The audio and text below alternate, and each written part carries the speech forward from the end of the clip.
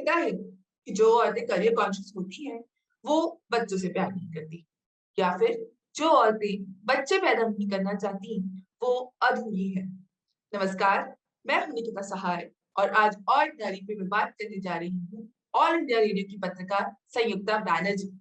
संयुक्ता बैनर्जी अपने करियर में तो बहुत सक्सेसफुल है ही, लेकिन साथ ही में हाल ही में उन्होंने एक बहुत ही अनकन्वेंशनल डिसीजन लिया। उन्होंने डिसाइड किया कि मुझे माँ तो बनना है, लेकिन मुझे दोबारा शादी करने की ज़रूरत नहीं है उसके लिए। साइंस की मदद से कैसे संयुक्ता सक्सेसफुली एक क्यूट से बेबी बॉय की मम्मी बनी, चलिए उन्हीं से पता करते हैं, उनसे बात करके। संयुक्ता बैनर्जी, आपका बहुत-बहुत स्वागत है ऑर्डिनरी पर। आप ऑल इंडिया रेडियो की पत्रकार हैं और भोपाल की रहने वाली हैं। We welcome you on ordinary Samyukta. Thank you so very much, Nikita. Samyukta, congratulations, आप अभी माँ बन चुकी हैं और एक बहुत ही अनकन्वेंशनल तरीका आपने अपनाया इस कदम को उठाने के लिए। तो हम सब बहुत उत्सुक हैं जानने के लिए संयुक्ता की कैसा, हाउ इज़ द एक्सपीरियंस और आप अभी तक में आपकी लाइफ में कब ये सोच आई, कब ये पड़ाव आया जब आपने डिसाइड किया कि हस्बैंड हो या ना हो, कोई फ़र्क नहीं पड़ता, but I am going to have a baby. I think जब आप ना एक लाइफ जीते हैं तो आपके बहुत छोटे-छोटे सपने होते हैं। मैं बहुत ओवर एम्बिशियस कभी नहीं रही हूँ। I always wanted to job क्योंकि वही मेरे लिए नॉर्मल रहा है। मैंने अपने घर में सबको जॉब करते हुए देखा है, खुद की लाइफ अपने टर्म्स पे जीते हुए देखा है। बट मेरे जो बहुत छोटे-छोटे सपने थे उनमें से एक था माँ बनना भी। हाँ, ये तय था कि मैं बायोलॉजिकली मदर बनूँ, ये मेरे लिए बहुत ज़्यादा कोई कंपल्शन नहीं था, ज़रूरी नहीं था। अगर मैं इस तरह से नहीं बनती, तो मैं शायद एक बेबी गर्ल अडॉप्ट करती और मैं उसी प्रोसेस में थी। तो पिछले 7-8 सालों से मैं कोशिश कर रही थी अडॉप्शन के लिए। कारा में मैंने अपने आप को जो चाइल्ड अडॉप्शन रेगुलेटरी अथॉरिटी है, उसमें मैंने अपने आप को जो है रजिस्टर किया हुआ था और मैं लगातार कोशिश कर रही थी कि मैं एक बेबी गर्ल अडॉप्ट कर पाऊँ, लेकिन किन्हीं वजहों से वो पॉसिबल नहीं हो पा रहा था और जब वो पॉसिबल नहीं हो पाया, तब मैंने सोचा कि मे बी इट्स टाइम कि मैं कुछ और सोचूँ बिकॉज़ ये सब जब हो रहा था, at that time I was already 37 और मुझे लगा कि अगर मैं कारा में और समय दूँ तो शायद मैं 40 की जो एज लिमिट है वो भी क्रॉस कर लूँगी और फिर शायद मेरे लिए कुछ और सोच पाना या एक माँ बनना उतना ईज़ी नहीं होगा बिकॉज़ एक बायोलॉजिकल क्लॉक भी होता है, हर चीज़ का अपना एक वक़्त भी होता है और प्रेगनेंसी के लिए ये बिल्कुल सही भी बैठता है। तो तब फिर मैंने डिसाइड किया कि जब कारा मेरे लिए वर्कआउट नहीं कर पा रहा है या अडॉप्शन मेरे लिए वर्कआउट नहीं कर पा रहा है, तो मैं कुछ और सोचती हूँ और कुछ और सोचने में मेरे पास जो अलग-अलग ऑप्शंस थे, सरोगेसी था, आईवीएफ था, आईसीआईएन, आईयूआई, बीईआई मैं इनके बारे में बहुत अवेयर नहीं थी, मेरे फैमिली डॉक्टर ने मुझे बताया, फिर मैंने इनके बारे में पढ़ना और समझना इन्हें शुरू किया।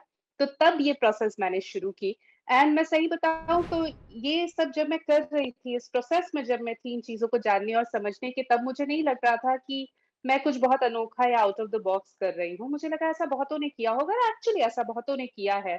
बहुत सी औरतें हैं जो बिना शादी के, बिना किसी पार्टनर के भी माँ बनती हैं।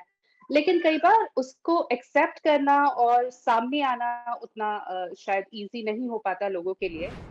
मेरे केस में शायद मेरी फैमिली एंड फ्रेंड्स का जो मुझे एक सपोर्ट सिस्टम मिला because they were very okay with it. एक तो मैं ऐसी बहुत हेडस्ट्रॉन्ग हूँ, मैं अगर कुछ ठान लेती हूँ तो मैं वो करके ही रहती हूँ और उसके लिए मैं अपने आप को कंप्लीटली रिस्पॉन्सिबल भी मानती हूँ और अकाउंटेबल भी। तो मैंने इसके सारे प्रोस एंड कॉन्स पहले ही समझ लिए थे और उसके बाद जब मैंने अपनी फैमिली और फ्रेंड्स को बताया, तो they were very normal about it. किसी ने मुझसे नहीं कहा कि अरे ये कैसे करोगी और कैसे हो पाएगा and you know society will never accept you. Society never accepts anything. I'm a single woman otherwise as well. I'm a divorcee. Society will never accept me or have never accepted me the way I was. So I was okay with it and my family and friend made it very normal to me. तो मुझे लगा ही नहीं जब अब ये धीरे-धीरे खबर आ रही है, लोग मुझे आ रहे हैं, मुझसे पूछ रहे हैं, तो मुझे लगता है कि अच्छा सीरियसली मैंने कुछ आउट ऑफ द बॉक्स किया है। बट मेरे लिए ये लास्ट 8-9 मंथ्स का जो टाइम था, तब मुझे कभी नहीं लगा कि मैं कुछ बहुत ही अलग कर रही हूँ। सब बहुत नॉर्मल था मेरे लिए। आउट ऑफ बॉक्स काम तो आपने किया है संयुक्ता। ऐसी कई औरतें, ऐसी कई महिलाएँ जो कि करियर कॉन्शियस हैं, या लाइफ में उनको शायद कभी ऐसा लगा नहीं किसी से मिलके कि शायद मैं इसको अपना लाइफ पार्टनर बना सकती हूँ, लेकिन उन्हें भी बच्चों से लगाव है। आपने उनके लिए एक बहुत ही बड़ी मिसाल आज खड़ी करी है हमारी सोसाइटी में। तो actually out of the box काम तो आपने किया है। दूसरा मुझे आपसे ये जानना था कि आपने जब शादी की थी, आपने बहुत ही कम एज में जो या अगर कोई कहेगा नहीं ठीक तो है 24 साल की तो है इंडिया। लेकिन अगर मैं कहूँ आज की पर्सपेक्टिव में, आपने बहुत कम एज में आपने शादी करी थी। फिर उसके कुछ टाइम के बाद आपने अपने रास्ते भी अलग कर लिए, जो कि होता है, काफ़ी होता है ऐसा। लेकिन जब आपने ये डिसाइड किया कि मुझे एक बेबी चाहिए और मैं ये जो भी साइंस ने जो भी सॉल्यूशंस दिए हुए हैं, तरह-तरह के ऑप्शंस और उपाय दिए हैं, मैं या तो आईवीएफ के थ्रू या टेस्ट ट्यूब बेबी या आईसीआई जिससे जो फाइनली आपने ट्राई किया। जब आपने सोचा कि मैं ऐसे I will have a baby, आपके फैमिली या फ्रेंड्स में कभी किसी ने बोला कि Sanyukta you are very young and कोई बात नहीं, वन्स बिटेन ट्वाइस शाय होने की ज़रूरत नहीं है। अगर एक बार शादी के बारे में इफ यू थिंक कि ठीक से नहीं वर्क आउट हुई, तो क्या वापस कभी किसी ने बोला कि यार शादी करके भी तो you can have a child if that is what you want? I think I have been very blessed in this way, और वो इसलिए क्योंकि एक तो मेरी फैमिली मेरे डिसीजंस में या मेरी लाइफ में एक लिमिट से ज्यादा इंटरफेयर नहीं करती है। ये बात सही है निकिता जो आपने कही कि when I got married, because I was 24, और उस टाइम पे ऑफ कोर्स मैंने ब्रॉडकास्ट जर्नलिज्म में मास्टर्स किया हुआ है और मैं इसी फील्ड में लगातार काम करने के लिए I was a very bright student, और उस वक्त I was at the peak of my career as well at that tender age. I mean, अभी वो शायद उतना नहीं लगता, लेकिन 10-15 साल पहले जो सिचुएशन थी उस हिसाब से अगर आप 24 में बहुत established है, you're getting a good sum of money as salary, तो लोग बात कहते थे हाँ that's good for your age। तो उस टाइम पे मैंने शादी की, तब भी आई थिंक उस टाइम पे थोड़ा बहुत वो रहा होगा प्रेशर फैमिली का कि नहीं शादी के लिए there was a time. But उसके बाद मेरी फैमिली ने या मेरे फ्रेंड्स ने मेरी लाइफ में इंटरफेयर नहीं किया, and maybe because they were very convince कि मैं जो भी फैसला लूंगी I have my head very clear about it. The fact remains कि शादी मैंने अपनी मर्जी से की थी, of course it was love and then arranged. अलग हुई वो भी मेरा डिसीजन था, म्यूचुअल डिसीजन था। और उसके बाद के जो भी प्रॉस एंड कॉन्स हुए वो मैंने खुद फेस किए। मैं ज़ीरो बैंक बैलेंस के साथ अलग हुई और फिर मैंने ज़ीरो से अपनी लाइफ जो है फिर से शुरू की।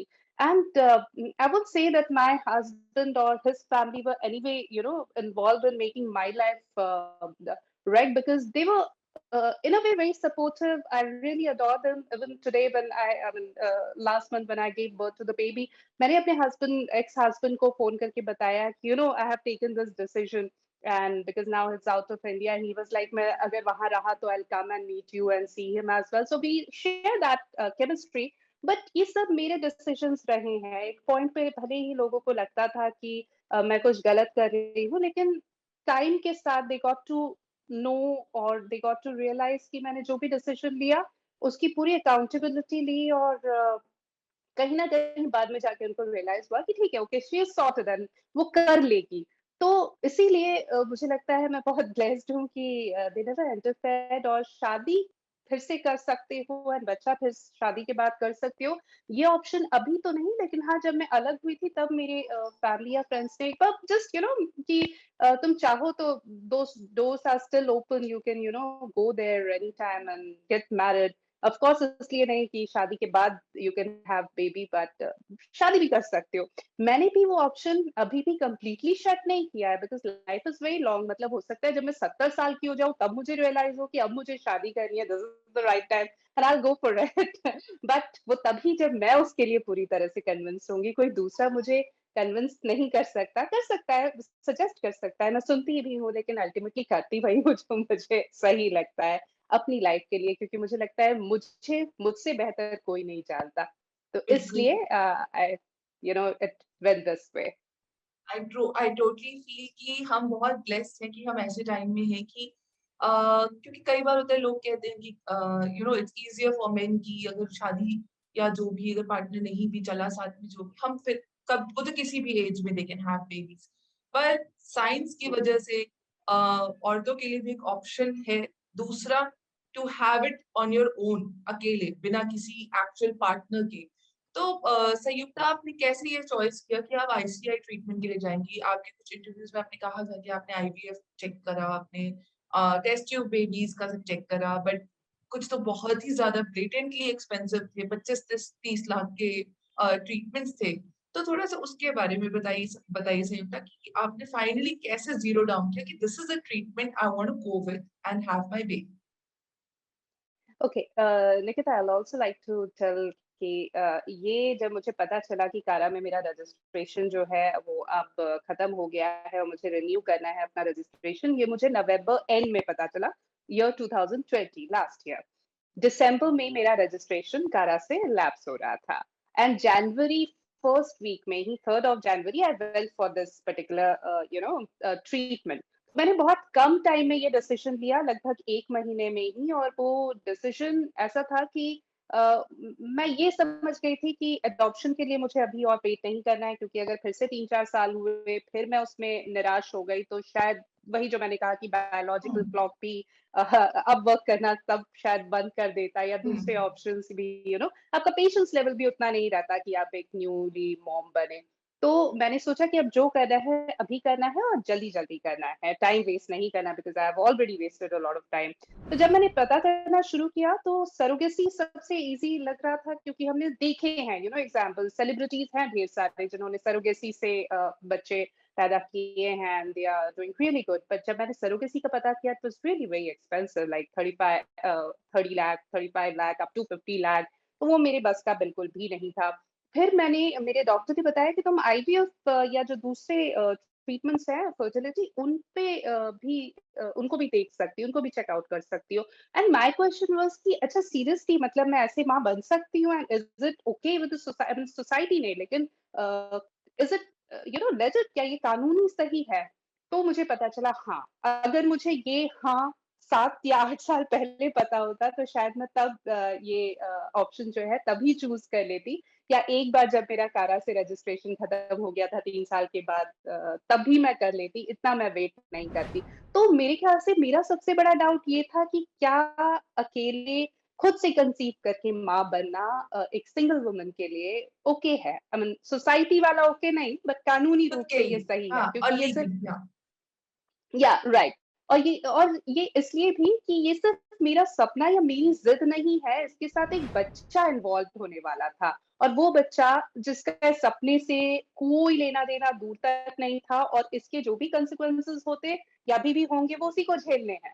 तो ऐसा ना हो कि कुछ साल बाद जब वो स्कूल में बहुत ज्यादा बुली हो कि कैसे बच्चे हो तुम, तुम्हारे फादर का नाम ही नहीं है, तुम्हारे किसी हाँ, डॉक्यूमेंट में फादर का नाम ही नहीं है। और इंडिया में तो हमारी सबसे पहले सोसाइटी तो वही सोचना फादर, पड़ता है।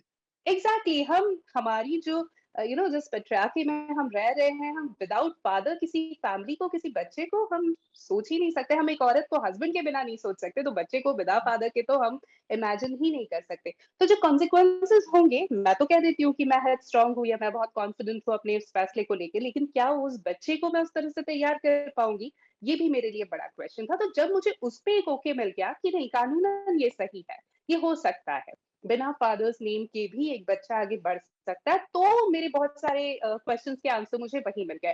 पहले से मैं सिंगल मॉम बनने के लिए मेंटली प्रिपेयर थी, क्योंकि मैं अडॉप्शन अगर कर रही थी तो उसमें भी मैं सिंगल मॉम होती, उस केस में भी मेरे बच्चे के सर्टिफिकेट में फादर्स नेम नहीं होता। तो कहीं ना कहीं वो एक मेरी मेंटल प्रिपरेशन पहले से थी। उसको जब मुझे पता चला कि अच्छा ये भी ओके है, and it's it's okay to be a single mom conceiving your own baby, तो मुझे लगा कि ये सही है, तो मैं कर सकती हूँ। आईवीएफ भी मैंने देखा, लेकिन आईवीएफ में द कॉस्ट वाज मच, और वो थोड़ा कॉम्प्लिकेटेड था, और मेरे हिसाब से जो मेरे रिपोर्ट्स थे उस हिसाब से आईसीआई बिल्कुल सही बैठ रहा था। उसमें सिर्फ आर्टिफिशियल इंसेमिनेशन था, तो सिर्फ दोनों से स्पर्म्स लेने थे, तो जो कॉस्ट थी वो भी बहुत कम थी, और मेरी बॉडी भी उस प्रोसेस के लिए तैयार थी, तो मुझे ज्यादा दिक्कत नहीं हुई, फर्स्ट टाइम में ही मैंने कंसीव कर लिया। तो आई थिंक जैसे ही मुझे वो एक हेड ऑन मिल गया कि नहीं नहीं, it's okay to have a baby by yourself, तो मेरे सारे डाउट्स क्लियर हो गए थे। So that's when I decided I will go with it. तो संयुक्ता, बेसिकली जो एग फ्रीजिंग की सब बात करते हैं, जैसे बायोलॉजिकल क्लॉक की भी आपने बात की, of course to have a baby biological clock is important, क्योंकि वो साइंस ने राइट। डिसाइड किया है। तो ये जो एग राइट। फ्रीजिंग की लोग जनरली बात करते हैं, वो आईसीआई ट्रीटमेंट के लिए इट इज़ नॉट नीडेड, उसकी ज़रूरत नहीं है। हुँ, राइट। हाँ, और बिल्कुल उसकी ज़रूरत नहीं है।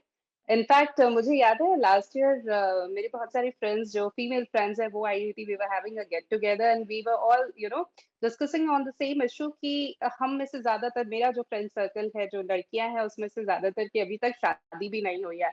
तो वी वर ऑल डिस्कसिंग शादी उतना नहीं, लेकिन ये कि यार शादी इतनी लेट करेंगे तो बच्चा कब पैदा करेंगे? तो we were also considering the fact कि हम एग फ्रीज़ भी कर सकते हैं। बट अगेन उसका भी जो कॉस्ट है वो बहुत ज़्यादा था, तो वो भी रूल आउट बहुत पहले, जब मैंने सोचा भी नहीं था कि मैं खुद से कंसीव करके माँ बनूँगी, वो एक ऑप्शन भी रूल आउट हो चुका था।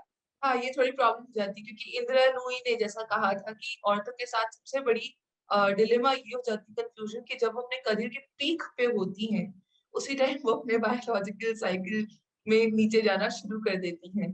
तो जैसा आपने कहा, आपकी कुछ दैट्स फ्रेंड्स ट्रू। आज के ज़माने में काफ़ी वर्किंग वुमेन हैं हू आर डिसाइडिंग कि हम शादी आराम से करेंगे। बट हाँ, ये एक डिलेमा है जिसके लिए एक बहुत ही बड़ा ब्रेक थ्रू ट्रीटमेंट है, एंड आपके थ्रू हम सबको पता चला है इसके बारे में। It is absolutely amazing. You're a single woman, you're beautiful, you're successful, you're independent, educated, and आपने ये कर दिखाया। तो एक्चुअली जो आप शुरू में कही थी, आपको कभी लगा नहीं आपके जैसे आउट ऑफ द बॉक्स कर रही है। आपने तो बहुत ही बड़ी चीज़ हमारे सोसाइटी के एजुकेटेड जो लड़कियाँ करियर ओरिएंटेड वुमेन उनके लिए बहुत बड़ा एग्जाम्पल सेट किया है। अभी इसके आगे का क्या प्लान है संयुक्ता? बेबी की अपब्रिंगिंग के लिए स्पेशल हेल्थ रिक्वायरमेंट्स हैं, या फिर जैसे नॉर्मल घर में होता है कि ग्राइप वाटर पिला दो, जो भी बेसिक चीज़ होती है वही वही अपब्रिंगिंग वही होगी, वैसा ही तरीका होगा कि कुछ स्पेशल अटेंशन देना होगा? नहीं, आई थिंक जैसे किसी रेगुलर बच्चे को मिलता है वैसा ही उसे भी मिलेगा। एंड आई थिंक कि जब आप एक सिंगल मॉम होते, एक तो मैं बताऊँ निकिता कि मैंने इतना छोटा बच्चा इससे पहले कभी नहीं देखा है, कभी गोद में नहीं उठाया है। अभी भी मुझे मेरे बेटे को गोद में उठाने में डर लगता है। So small, he is so fragile, so dainty. I get so scared कि कभी टोपी से उसके कान टेढ़े हो जाते हैं, मुझे लगता है ओह माय गॉड, इतना सॉफ्ट है, बिल्कुल कॉटन कैंडी जैसा, तो कहीं उसके कान ना निकल जाए। तो मैं बहुत स्कैर्ड होती हूँ। तो I think with each and every day I am learning the techniques of how to be a mother, और मदरहुड का एक-एक पल जो है मैं एन्जॉय कर रही हूँ। मुझे समझ में आता है मदरहुड को लेके जो लोग चीज़ें बोलते हैं। बट हाँ, मैं कोई बहुत special treatment at any level नहीं देने वाली हूँ अपने बेटे को। मुझे लगता है कि उसकी लाइफ में बहुत स्ट्रगल है, और एक बड़ा स्ट्रगल तो मैंने ही क्रिएट किया है कि उसको इस सोसाइटी में लेकर आई हूँ, इस उसके साथ कि तुम्हारे पापा नहीं है, होने भी नहीं वाले, जो तुम्हें करना है तुम्हें खुद ही हैंडल करना है, and of course I will be there. I don't know कैसी मैं माँ साबित होंगी, लेकिन ये है कि मैं हिम्मत मुझ में बहुत है, और वही हिम्मत कंप्लीटली। मैं कोशिश करूँगी मैं उसे भी दूँ। लेकिन हाँ, सिंगल मॉम होने के कुछ अपने वो भी होते हैं कि आपको फाइनेंशियल जो एक सेक्टर है लाइफ में उसको भी कमांड करना है। With a baby of course the responsibilities are going to double, अभी से बढ़ गई है, बहुत ज्यादा बढ़ गई है। एक्सपेंसेस बहुत बढ़ जाते हैं, आपको सिंगल हैंडली टेक केयर करना है, तो आपको ऑफिस या जो आपका फ्रीलांस या दूसरे काम है उसको आप बिल्कुल भी हल्के में नहीं ले सकते। प्लस आपको बच्चे को भी पूरा अटेंशन देना है, तो वो बैलेंस क्रिएट करना है। आई एम श्योर अभी तो मैं मैटरनिटी लीव पे हूँ, लेकिन जब वो खत्म होगा वो बैलेंस क्रिएट करना सबसे ज़्यादा चैलेंजिंग होगा, लेकिन वो मैं करूँगी। और मुझे लगता है कि जब लाइफ में जिन-जिन लोगों के भी स्ट्रगल रहा है, वो वैल्यू समझते हैं चीज़ों की, तो वो एक चीज़ मेरा बच्चा भी समझे। I will make sure that. Of course you will.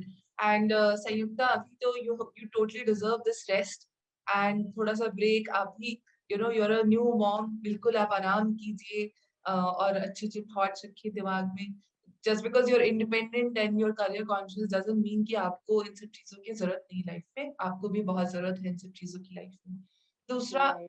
आपने एक जगह कहा था कि आप अभी भी होगा थोड़ा, ऑफ कोर्स थोड़ा सेटल होने के बाद फिर भी आप कोशिश करेंगे कि अगर आप एक बेटी अडॉप्ट कर पाए तो ये जो राइट। अडॉप्शन प्रोसेस है, मेरे ख्याल से स्मृति ईरानी ने एक बिल रिसेंटली इंट्रोड्यूस किया था अडॉप्शन प्रोसेस को थोड़ा इजी बनाने के लिए। आपकी जो स्ट्रगल की कहानी हुँ। से ये भी एक पहलू सामने आता है, क्योंकि अडॉप्शन इतना मुश्किल है हमारे देश में कि हुँ, इतना हुँ। ट्राई करने के बाद भी फाइनली डिसाइडेड कि I will choose another way all together. तो बच्चे अडॉप्ट जो लोग बच्चे अडॉप्ट करना चाहते हैं, या जो लोग ऐसे ट्रीटमेंट्स के लेके के थ्रू जाना चाहते हैं बेबी के लिए, आप उन लोगों के लिए अगर कुछ मैसेज देना चाहेंगे तो आप क्या कहेंगे? And a lot of career oriented women जो कि सिंगल मॉम बनने के बारे में सोचते हैं। हाउ शुड दे पहले तो सबसे मेंटली पहले प्रिपेयर? राइट, मैं वही कहने वाली थी निकिता, सबसे इम्पोर्टेंट है खुद को मेंटली प्रिपेयर करना, क्योंकि आप चाहे एक बच्चा अडॉप्ट करें या आप चाहे बायोलॉजिकल मदर बने, सिंगल मॉम बने, जो भी करें, मेंटली आपको फिजिकली तो फिट होना जरूरी है ही, खास तौर पर अगर आप सिंगल पेरेंट होने वाले हैं तो क्योंकि आप जितनी लंबी रेस का घोड़ा बनेंगे, आपके बच्चे को आप उतना ज्यादा टाइम दे पाएंगे और स्टेबिलिटी लाइफ में दे पाएंगे। लेकिन मेंटली स्ट्रांग होना बहुत जरूरी है। तो सिर्फ इसलिए कि सोसाइटी आप पे तोहमत लगा रही है कि यार यार बच्चा नहीं है, और इसलिए आप हश हश में कि नहीं अडॉप्ट करना है, अडॉप्ट करते हैं या कोई ट्रीटमेंट करा के कुछ करते हैं, या सिर्फ एक जिद की वजह से कि नहीं मैं तो सोसाइटी को प्रूव करके बताऊंगी मैं मां बन सकती हूँ, आप ट्रीटमेंट कर ले, ये मत करें, क्योंकि सिर्फ आपका सपना, जो मैंने क्या पहले कहा, आपका सपना आपकी जिद नहीं है, एक बच्चा इसमें इन्वॉल्व है। तो बहुत सोच समझ कर फैसला ले। आई थिंक और किसी चीज में आप टाइम वेस्ट करें ना करें, लेकिन इस थॉट को सीपन करने के लिए आप बहुत सोच समझ के ये निर्णय लें कि आप एक बच्चा अडॉप्ट करना चाहते हैं, बायोलॉजिकली कंसीव करना चाहते हैं एंड डिलीवर करना चाहते हैं। जो भी डिसीजन ले बहुत सोच समझ कर ले, अपने आप को प्रिपेयर करें। जब तक आप अपने आप को पूरी तरह से प्रिपेयर नहीं करेंगे ना, अगर थोड़ा सा भी आपके मन में डाउट होगा तो यकीन मानिए आपके बच्चे के लेवल पे तो वो डाउट बहुत बड़ा हो जाएगा जब तक बिल्कुल। वो बड़ा होगा। तो आप उसको एक अच्छी अपब्रिंगिंग दें, इसके लिए बहुत जरूरी है कि आप पहले मेंटली उसके लिए प्रिपेयर हो। तो पहले आप मेंटली अपनी नरिशिंग कीजिए, कंडीशनिंग कीजिए, उसके बाद सब कुछ आसान है, आप जो करना चाहें आप वो हो सकता है। अडॉप्शन भी बहुत सारे, मैं ऐसे हैप्पी फैमिलीज को जानती हूँ जिन्होंने कारा के थ्रू ही इंडिया में अडॉप्ट किया है या इंडिया से अडॉप्ट किया है, and they are happily living together. तो मैंने भी होप्स नहीं खोई हैं, ठीक है अभी नहीं हो पाया, बाद में शायद कभी हो। आप भी होप बिल्कुल। मत खोइए, जिस भी वजह से जैसे भी कर रहे हैं जरूर कीजिए, पॉजिटिव रहिए, जरूर आपकी जो विश है वो पूरी होगी। और अगर अपना मन तैयार है तभी कीजिए, किसी को सोसाइटी में दिखाने के लिए नहीं करिए, ना तो ज़्यादा मॉडर्न दिखने के लिए। काफ़ी लोग कहेंगे टेक्नोलॉजी से हम भी ना तो कोई फैड बनाना है, ना तो आप अधूरी है बिना किसी बच्चे के। इन सब चीज़ों से दूर रहिए, अगर आपको एग्जैक्टली, दिल को अगर बच्चा चाहिए, तो ही करें। एग्जैक्टली, बिल्कुल, मतलब ये तो बिल्कुल मैं इस बात से सहमत नहीं हूँ कि आपके औरत होने के मायने तभी पूरे होते हैं, जो कि बहुत कहा जाता है कि आप अधूरी हैं अगर आप एक माँ नहीं बनी है, आप अधूरी हैं अगर आप एक बीवी नहीं बनी है। तो ऐसी बहुत सारी चीजें हैं जो हम शायद एक लाइफ टाइम में नहीं बन सकते। तो सिर्फ इसलिए कि आप सोसाइटी के कुछ नॉर्म्स पे फिट बैठना चाहते हैं, ये डिसीजन मत लीजिए। अगर आप दिल से ये करना चाहते हैं तो करिए। संयुक्ता, आपका बहुत-बहुत शुक्रिया, आप और नारी पर आईं। आपने अपनी इतनी स्पेशल जर्नी हमारे साथ इतनी ऑनेस्टली शेयर की। आपको बहुत-बहुत बधाई हम सब की तरफ से। You are a new mom and we wish you all the luck and lots of luck and best wishes to your baby boy. May both Thank of you you be, so very much. yes, It was extremely lovely happy talking to you. Thank you. and have a great time together. Thank you so much, Sayukta.